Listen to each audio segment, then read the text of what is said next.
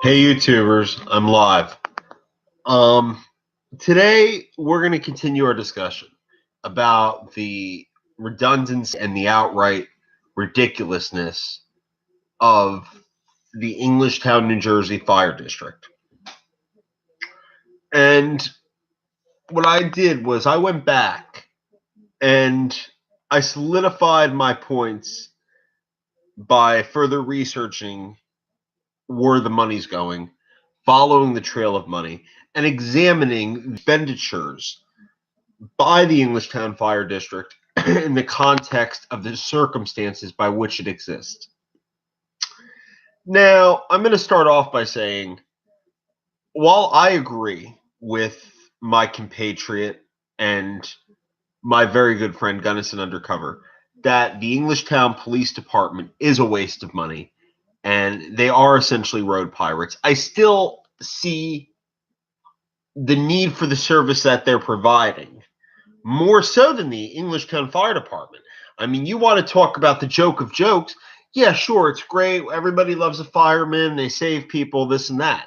But at the end of the day, folks, there is no way in God's good name that you can justify $1 million fire department for a town that's less than a square mile and has so many other alternatives to getting firefighting services, which I'm going to discuss, as well as the abuses on the financial end of it.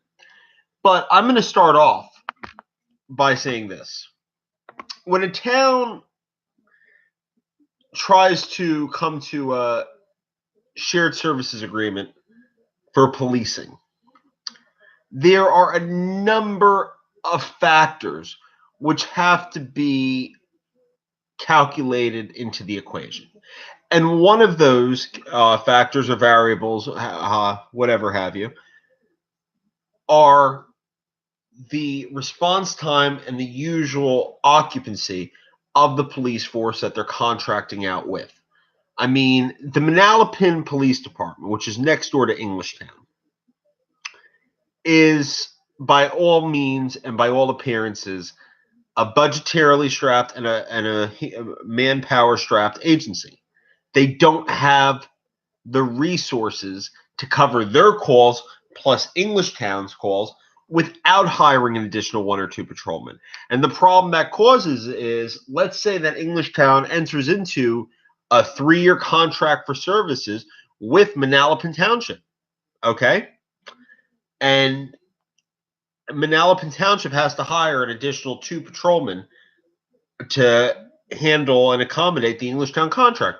At the end of those 3 years, if Englishtown is unhappy with the services that they've received from Manalapan, and they decide not to renew their contract, Manalapan's going to be forced in the position of laying off the 2 extra patrolmen that they've hired. You see, the issues that I'm talking about, folks, aren't few and far between. These are the issues that have actually arisen when municipalities have entered share services agreement for policing. Hi, Glenn. How's your day going? So far, so good? I hope so. Because my stomach is doing a somersaults after the information I just found out. In Englishtown, they have 4, not 1, not 2, not 3. They have 4 viable alternatives to maintaining this cluster mess waste of money that they call fire district. And the first one, and the one that I like the best, is contracting out with neighboring Millstone Township. I knew for a while that Millstone had 1 or 2 paid firefighters at least. They call them career firefighters, as opposed to callmen or per diem or volunteers. Now, further research indicated that Millstone has 8 career firefighters, 8 full-time firefighters, 2 per shift, to get engine ready. And then, much like the hometown where I grew up, they have a tier system where they have callmen and per diem. So they have a very, very well-funded fire department, Millstone Township. And, I'm going to get myself in trouble by saying this. I think that they may even be a little bit more professional than Manalapan. Now, what would happen would be this.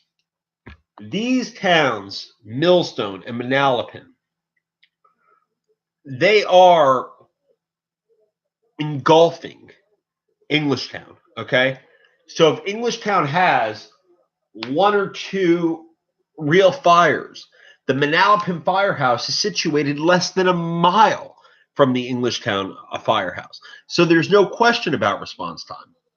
Okay, folks? Now I'm going to go into more of the financial end of things today. I did further research about the apparatus and the capabilities maintained by the Englishtown Fire Department, and it kind of raised a couple eyes. So far, according to their website and according to their expenditures, as we speak, they maintain 3 separate fire engines. One is a 2010 Crimson Fire Spartan, and what that basically is, it's a compressed air foam truck, which is just a general engine hose truck. That's what they'd call it in Philadelphia. It's a hose truck. Okay, that's cool. I mean, you need something. It's 9 years old. I can't bitch too much about that. A 98 Pierce Quantum, a pump truck. Okay, I can't complain about that either. Now, here's the kicker, folks. Let's smile at this one. A 1987, it's as old as I am, a 1987 Pierce Lance water and pump truck. Okay, folks, what do you think the repair bills are on a 31-year-old fire truck? Wanna guess? And the other thing is this. Unlike the municipality, which can use the DPW garage, the fire district is technically a separate entity, just like the school district, which means that any repairs that Englishtown has to make on that 1980 pump truck, they have to send out for. They have to outsource and send it to a private repair shop. I mean, these 3 trucks have to be costing the town at least, at bare minimal, $15,000 to $20,000 a year, just in repair cost. As far as general maintenance and fuel goes, I can only imagine. That's another Oprah request I'm going to have to send in. But it's pretty ridiculous, I'll tell you that. And the thing is, I'm looking at their incidents per year, which they have from 2010 to 2017, and it's very, very deceiving, folks. Okay, according to their website, they've had in between 300 and 500 incidents for the following years, in between 10 and 2017, roughly 300 to 500 a year. Now, if you know what they define as an incident, every time somebody's fire alarm goes off, every time that somebody's cat gets stuck in a tree, that's an incident, folks. Okay, so it's almost like they're looking for reasons to justify their existence. These people are not stupid. These people know right now as we speak that they're under the gun financially. The townsfolk aren't happy. They feel overtaxed. They feel like they're being scammed. And this is one of the places where the townspeople are being scammed the greatest. The three engines aren't their only vehicles, folks. They also maintain a rescue truck, a 1991 extrication truck, which God knows how many miles that thing has on it. I mean, that has to be another guzzler from the taxpayer's pocket of at least 10 to 20K a year to maintain. Oh, let's see. They have a brush utility truck. Oh, they have 2 brush utility trucks. One's a 92 F-250. Now, here's my question. And this is something that I'm going to need more time to think about before I reach a decision or a definitive opinion on. But is it a good thing or is it a bad thing that they are using emergency vehicles that are 25 and 30 years old?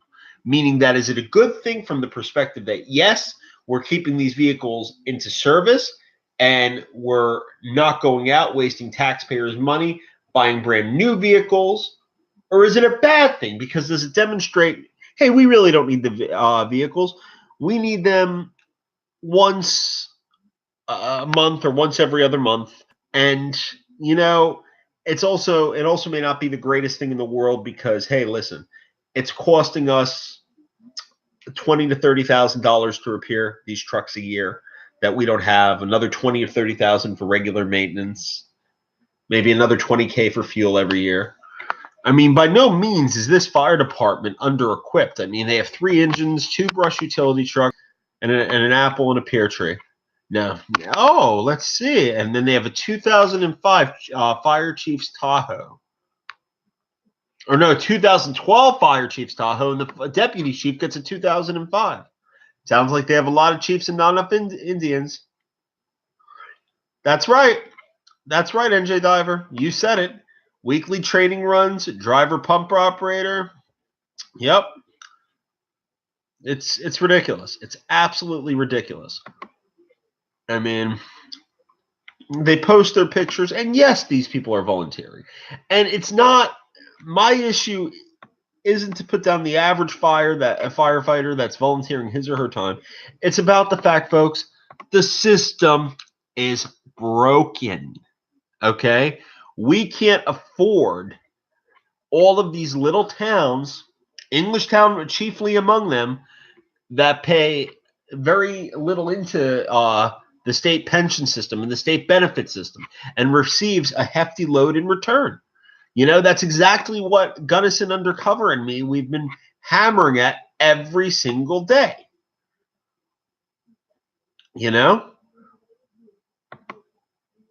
Nobody wants to hear it, but all of these little towns are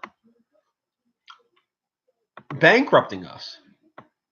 I mean, they're going to make the argument, oh, well, most of our members pay for their own gear and they volunteer their time and this and that.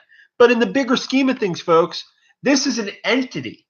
The Englishtown Fire District is an independent government entity that levies their own tax burden.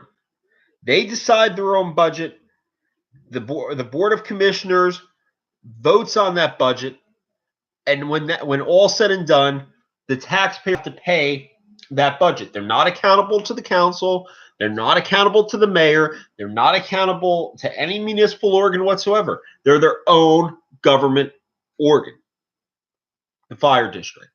And there's been a lot of criticism lately about fire districts in the state of New Jersey. Because what happens is this, okay? And this goes to the fire district's elections, how they work. Let's say that voter turnout in the average New Jersey municipality in a presidential race is 10 to 15% at the most, 15% at the most, okay? And that's in November when you have 6 offices up for grabs. Okay. In February, you have a fire district election, which is an election all by itself, just like how New Jersey used to have school board elections in April. Okay. So you have those 2 elections that basically stood by themselves. And now most towns have gotten better at moving the school board election to November, but the fire election in most towns is February. So most people don't know about it. The people that do know about it really don't give a crap about it, which means the voter turnout is going to be under 1%, or at a town like Englishtown, maybe 1.5%, 2%. So what is that? 30 people go out and decide how the $1 million in the fire department budget gets spent. They decide who they want their commissioners to be. It's ridiculous. NJ Diver, the cost of replacing a pumper is in the several $100,000 range when everything's said and done. I mean, what I don't like is when any of these towns or just police departments in the towns or fire departments of the towns, they use the typical scare tactic. Well, what if we weren't here and your house caught on fire? Or what if the fire engine had to go an extra quarter of a mile from Manalapan and all this other crap? Folks, I mean, I wish I had a crystal ball in front of me, but I don't, and neither do they. So they don't have the right to be making these false claims to the general public about how much safer we are with them than we would be without them. All right. Exactly, NJ Diver. And honestly, in 2018 dollars, I think $250,000's on the low side to replace a pumper. I'd go with 3 to 3.25. But that's feasible too. I'm looking at the Englishtown Fire Department's or Fire District's Instagram page, and yes, these are hardworking guys. We salute them, and it's not a matter of pointing fingers and saying, "Oh, well, we don't need you." No, it's not that at all. We appreciate the job that they're doing. It's simply the fact that the system can't take it anymore. Okay, folks, people are moving out of the state in mass exodus droves because the state won't accommodate anybody. The state won't make any differences in the way that it does business. And in my point of view, and Gunnison Undercover's point, exactly, Glenn, we appreciate the volunteers, but we hate the system. It's like supporting the troops, but not agreeing with the war, if that makes sense. We support the job that they're doing and why they're doing it, but not necessarily the system that they're a part of. Whereas in this case, as we're speaking, $1 million of taxpayers' money is being flushed down the drain. There are towns in the state of New Jersey where there are no ands, ifs, or buts about it. You need to have your own fire department, volunteer, hybrid, or paid, whatever you have. You need it. But Englishtown is not a situation, folks. As I previously discussed, Millstone Township, right next door, has a complement of 8 full-time firefighters and a hybrid system of per diem and volunteer, which comes out to 30 to 40 firefighters. And that's a lot. Okay, that's enough that they could take on the Englishtown contract like that. As a result of that, the Englishtown taxpayers would spend God knows how many thousands of dollars. Number one, they can dissolve the fire board of commissioners, and that in and of itself would save $100,000 too. You wouldn't have these people having their evening meetings, getting their $4,000 to $5,000 a pop. You wouldn't have their recording secretary. All that you would have you'd have the municipality cutting them a check once a year to Manalapan or Millstone to provide services that they could easily provide. That's ultimately the cure-all insofar as the Englishtown Fire District's concerned. When I say that they're an independent government entity, most people that are non-lawyers or have no legal background or no financial background wouldn't understand. When you're your own government entity, whether it be your own school district, your own state, your own municipality, when you have the mark of not being a government department, but being your own government entity, which the Englishtown Fire District is, that means that you have borrowing and spending powers. The Englishtown Fire District has their own credit rating, okay? They have the ability to borrow millions and millions of dollars if they need to, and basically put that on the backs of the taxpayers of Englishtown Borough. People don't understand that, okay? That these 12 commissioners, in some instances, I think in Englishtown it's only their fire board is 5 commissioners.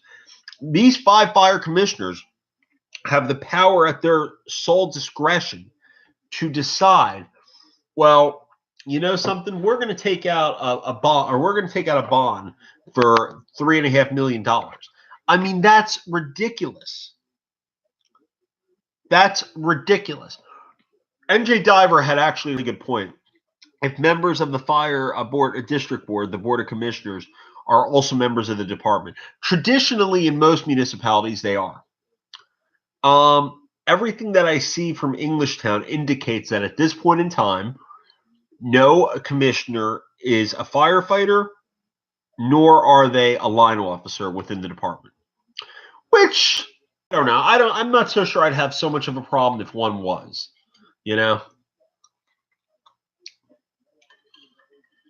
But it's getting to the point where, folks, Englishtown, New Jersey displays and puts on show about everything that is wrong with small town New Jersey, okay? You have a police chief that wears 4 or 5 hats in the municipality, including a chairman of the fire commissioners. You have a mayor who lives next door to the police chief. You have the councilwoman who's the police chief's wife. I mean, really, how much are they going to let this guy get away with? How much of the taxpayers' money is going to line the pockets of his friends? Okay, regardless of what fund you do it from, the school board's money or the town's money or the fire district's money, that's still taxpayer levied funds. Hi, Denise. I wanted to just tell you while you're here, while everybody's here, we're talking about the Englishtown Fire District today. And what we're talking about today is what a waste in taxpayers' dollars that the Englishtown Fire District is.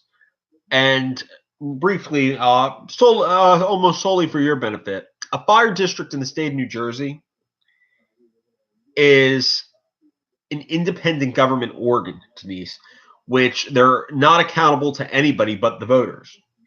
They have their own taxing, borrowing, and spending powers. So if next year the Englishtown Fire District decided we're going to up our, which they never would, this is a dramatic example, they decide we're going to up our levy from $750,000 and we're going to levy $6 million. Guess what? Nobody can stop them.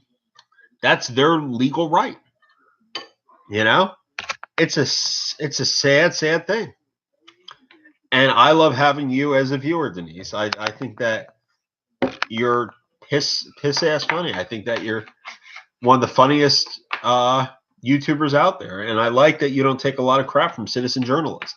Even though, you know something, and this is what's ultimately going to destroy my channel.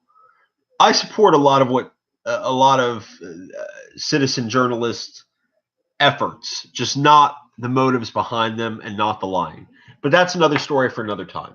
Right now, we're talking about the fire district, what a waste of money it is, and also how easy it would be to get rid of it. Okay? I mean, all that would have to happen is the voters would have to have a referendum, which in a town like Englishtown, you could get this done in 1 year. Would have to decide, hey, listen, we're going to have a referendum to dissolve the fire board of commissioners, which as is their right, and then it would go away. Manalapan would get a check for $100,000, maybe $125,000, or Millstone would, whichever town you decide to go with, and that would be that. That's $750,000 that I just saved for the taxpayers. You know, I don't disagree with Gunnison Undercover. I agree with him about the waste of money that the Englishtown Police Department is. And it's not that. What I disagree with is that it's as easy to dissolve and to do away with as the fire department is. The fire department, you have so many alternatives, number one. You don't really need the services that they're providing to the degree. I'm going to be careful. I'm going to qualify that statement. You don't need the fire services to the degree or extent that you need the police services. Okay? I mean, as small as Englishtown is, it's extremely densely populated. Okay? The amount of domestic violence calls that they get, the amount of violent crimes that they get, isn't something that you can just ignore. You know, whereas the Englishtown Fire District, they've been so disingenuous of representing incidents on their thing and on their feed that aren't really incidents. Okay, they include every single false alarm call as an incident. Every time an alarm goes off, that's an incident. Every time there's a car accident, we send a fire truck to make sure everything's okay. That's an incident. You know, I mean, and to the best of my knowledge, I don't believe that they're providing EMS services. And nor do they appear to be.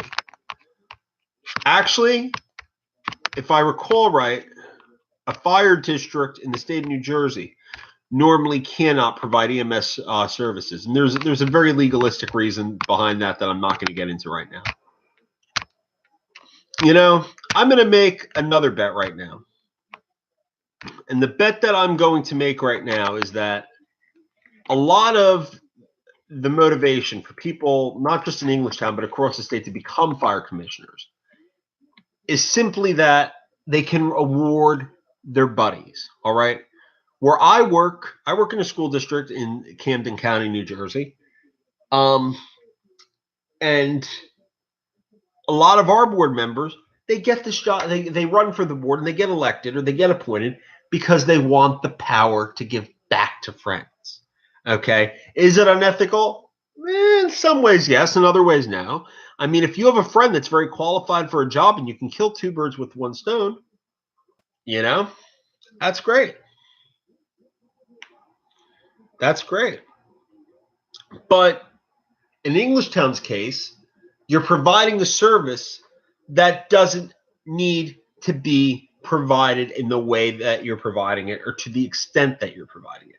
I want to go with John Gunnison undercover, to one of these fire commissioner meetings. I want to sit through it from start to finish. It's a public meeting down to a T. And I want to kind of sift through the bullshit. I want to see if these people are legit. I want to look at some of the contracts that are being awarded. I want to see whose brother got the asphalting contract. I want to see whose cousin has been named the fire district's mechanic or the fire district's attorney. I mean, people don't get it. That they hear, oh, it's just a small town fire department, let it be. It isn't, though, folks. It's its own government organ. I guarantee you they have a lawyer. I guarantee you they have a bond rating. I guarantee you that they have all of these compliments just like a school district does. Because I've been around the block long enough to know the way that this works, and it's disgusting, folks. It's really, really disgusting. I want to do a series with John, and I want to cover all of these wasteful government entities, every parking authority out there, every fire, or not every parking authority, but the real wasteful ones that make Red Bank Parking Authority look like peanuts in comparison. And there's one in Middlesex County. There's a fire district in Middlesex County. Or not a fire district, a parking authority in Middlesex County in a little town, which is 1 square mile. That, they have their own house. They have 2 cars. I mean, these things are jokes. And these are jokes so that, like I said, they can reward friends. And that parking authority in Middlesex County, the mayor's son lives in the parking authority's house. He drives one of the parking authority's cars. What do you think the deal is? The Englishtown Fire District. Okay? They're giving out contracts to their friends. I mean, they're spending $1 million of taxpayers' money to provide fire services for a town that's under 1 square mile. It's half a square mile. It's craziness. It really is. I mean, Denise, we were talking about it before. And, I did some research about this particular town's fire district. They have 3 trucks that are over 25 years old. And until people can start getting involved and until people can start going out to these meetings and questioning the powers that be, nothing's going to change. Okay? We're going to be talking about this bullshit 10 years down the road if the state of New Jersey doesn't go bankrupt, which by all appearances it looks like it will be. I mean, we have no economy left in Englishtown to support any of these ventures. We have no rateables with the exception of the now defunct racetrack / flea market. I'm a proponent for taking Englishtown and essentially dissolving it and having Manalapan absorb the Englishtown tract.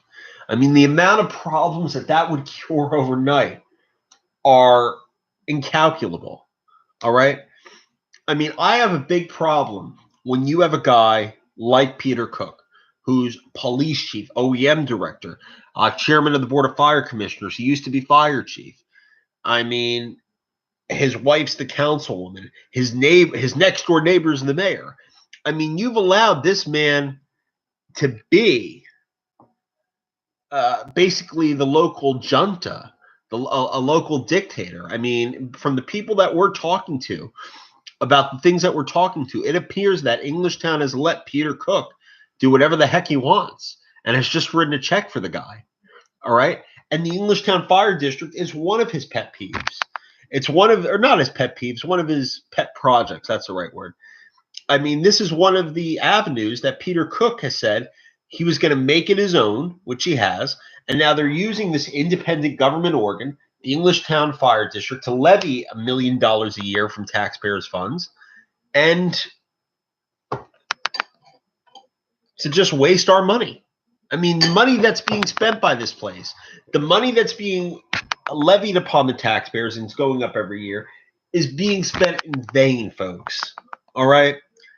If anybody is out there that feels that Manalapan or Millstone couldn't do the same job, if not better, than the Englishtown Fire District has done, then you should go see a psychiatrist for an immediate frontal lobotomy, because this is insanity.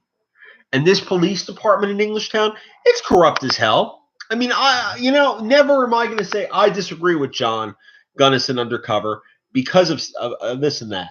My only point is you're not going to get rid of the Englishtown Police Department overnight, because it's going to be hard as hell to find a viable alternative for the money and the services being provided compared to what they're providing.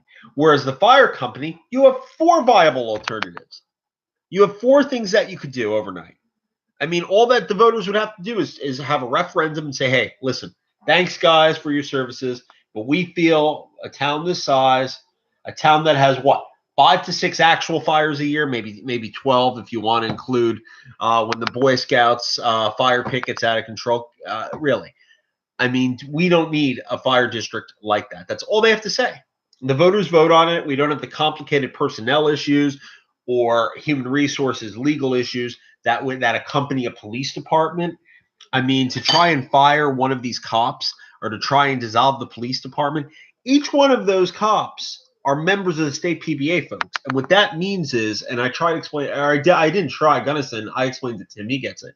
If we dissolve the Englishtown Police Department, there's what's called a dissolution clause in each member's contract, which says that if the police department's ever abolished or they merge with the neighboring municipality, that each one of those officers either have to be offered a position in the department which the department which takes over and provides services, or you can lay them off, but you have to pay them 1.5 year salary, 18-month salary. That's in their contract. Southbound Brook did the same thing years ago. So what's the sense of us dissolving this police department if we're going to have to pay for it for 2 years for people to do nothing? You know? I mean, how they're able to get that contract clause in there, it's simple. The way that it works is a little town like that probably donates $50,000 to $60,000, their PBA, in a 5-year cycle, so $10,000 a year, to get local politicians elected. Yeah, that's the thing. And that's what people don't get. You know, it's going to take an act of God to fix the problems that are going on in Englishtown. Me and Gunnison Undercover have our sources in that town. We know what's going on. I mean, we didn't pull this out of thin air. I mean, we knew that the town was shady. We knew that there was a lot of waste going on and that a lot of things were going on that probably shouldn't be, including overzealous policing and even borderline unconstitutional policing. But we never knew, folks, that this was the kind of cesspool that it is. We never knew, folks, that about all these shady contracts that were being handed out and all of these government entities and boards that exist only to serve themselves. I mean, NJ Diver, you got it, buddy. You got it. I mean, it's tribal nepotism. I mean, it's an example of local rule, or what Alan Karcher in the 70s called New Jersey's municipal madness. I mean, you got it. That's a problem that we have. And it's not going to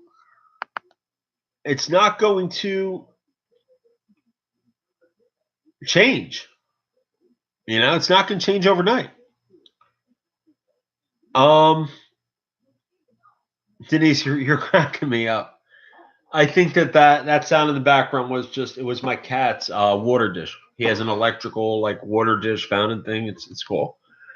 But Englishtown isn't going to solve itself. I mean, me and Gunnison have big plans with that town.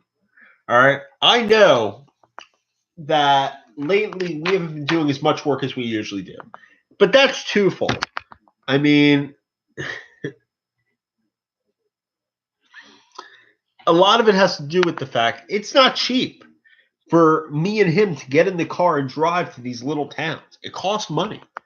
And sometimes it costs $20-$30. I mean, our friend, citizen journalist, Time to Change, all that she has to do is cash her SSDI check. Me and John, we have to work jobs. We have to work jobs to get the money to do these types of things. I mean, I'm hoping that the Englishtown Fire District meeting becomes our next big story. Okay? Because you do the math, folks. They can't have a fire district meeting and talk about nothing. They have to be discussing the contracts, the issues at hand, proposals for the future of the department. And that's something that nobody's going to want to go into. That's something that nobody's going to want it to be heard. I mean, I'm going to make a bet that me and John are going to be the only two spectators in that audience. And our presence is going to make the Englishtown Board of Fire Commissioners feel very, very uncomfortable. But hey, it's a public meeting and we have a constitutional right to be there. What are they going to say? Well, folks, we're going on 40 minutes. I think another 2 minutes when we hit 40. I'm going to call it good for the day. But, if you want to see the change, you become the change in your community. You become the reason why the powers that be are being more transparent or they're more accountable to the taxpayers. All right. Well, I'm heading out for the day. Deuces. NJ Diver, public meetings, though. The First Amendment applies. Deuces, guys.